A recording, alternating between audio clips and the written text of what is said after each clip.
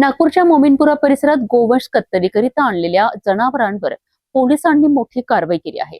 पोलिसांच्या छाप्यात तब्बल 29 गोवंश जनावरे जप्त करण्यात आली असून या प्रकरणातील आरोपींवर आता मोक्का अंतर्गत कारवाई करण्यात आली आहे। बकरी ईदच्या पार्श्वभूमीवर करण्यात आलेल्या या कारवाईमुळे शहरात मोठी खळबळ उडाली आहे। बकरी ईद सणाच्या पार्श्वभूमीवर मोमीनपुरा परिसरात गोवंश जनावरांची अवैध कत्तल आणि विक्री रोखण्यासाठी पोलिसांकडून विशेष गस्त सुरू होती।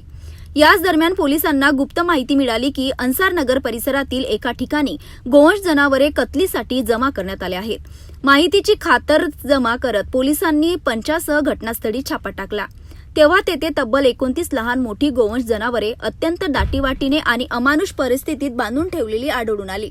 पोलिसांनी तत्काळ ही जनावरे ताब्यात घेत त्यांची सुटका केली। या प्रकरणात 4 आरोपींविरुद्ध महाराष्ट्र प्राणी संरक्षण अधिनियम आणि प्राण्यांवरील क्रूरतेस प्रतिबंध करणाऱ्या कायद्याअंतर्गत गुन्हा दाखल करण्यात आला। तपासादरम्यान आरोपींची गुन्हेगारी पार्श्वभूमी समोर आली। पोलिसांच्या माहितीनुसार संबंधित टोळीवर यापूर्वीही गोवंश कत्तल, अवैध वाहतूक आणि इतर गंभीर स्वरूपाचे गुन्हे दाखल आहेत।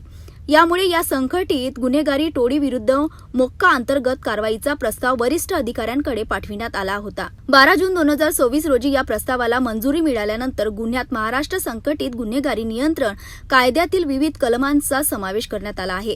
या कारवाईनंतर आरोपीच्या अडचणी वाढल्या असून पोलिसांकडून आर्थिक व्यवहार, गुन्हेगारी जाळे आणि इतर संबंधित बाबींचा सखोल तपास सुरू आहे। सदर गुन्ह्यामध्ये मोक्का बसतो किंवा कसे याची आम्ही चाचपणी केली, तर या गुन्ह्यामध्ये मोक्का अगदी फिट बसतो आणि यातील जे आरोपी आहे त्यांनी यापूर्वीही गुन्हे केलेले आहेत। त्यांच्या विरुद्ध माननीय न्यायालयात दोषारोपपत्र सादर करण्यात आले असून माननीय न्यायालयाने अशा गुन्ह्यांची दखल सुद्धा घेतलेली आहे। त्यामुळे आम्ही सदर गुन्ह्यामध्ये मोक्का लावण्याचा निर्णय करून मी प्रस्ताव तयार केला आणि तो प्रस्ताव माननीय नॉर्थ रिजन माननीय पोलीस उपायुक्त जो परिमंडळ क्रमांक 3 यांच्या मार्फतीने north region Vinita Sahu madam यांच्याकडे पाठवला होता आणि त्यांनी आज मंजुरी दिल्याने सदर गुन्ह्यामध्ये आम्ही मोक्काची कलम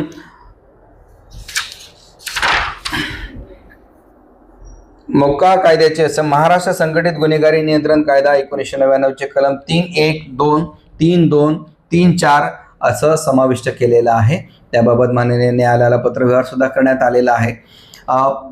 जे कोणी गोवंश जनावरांची तस्करी करू पाहत आहेत किंवा वारंवार पोलिसांनी कारवाई करून सुद्धा अशी जे गोवंश जनावरांची तस्करी करणारे जे आरोपी आहेत किंवा गुन्हेगार आहेत त्यांच्यावर चाप बसावा, त्यांच्या या गुन्हेगारी प्रवृत्तीला आळा बसावा म्हणून आम्ही ही प्रभावी कारवाई केलेली आहे। याही पुढे जर पोलीस स्टेशन, तहसील हद्दीमध्ये अशा प्रकारचे जर गुन्हे करताना गुन्हेगार आढळले तर त्यांच्या विरुद्ध सुद्धा अशाच प्रकारची मोक्कानुसार कारवाई करण्याची आम्ही तयारी केलेली आहे। गोवंश संरक्षण आणि संघटित गुन्हेगारी विरोधातील ही कारवाई नागपूर पोलिसांकरिता महत्त्वाची मानली जात आहे।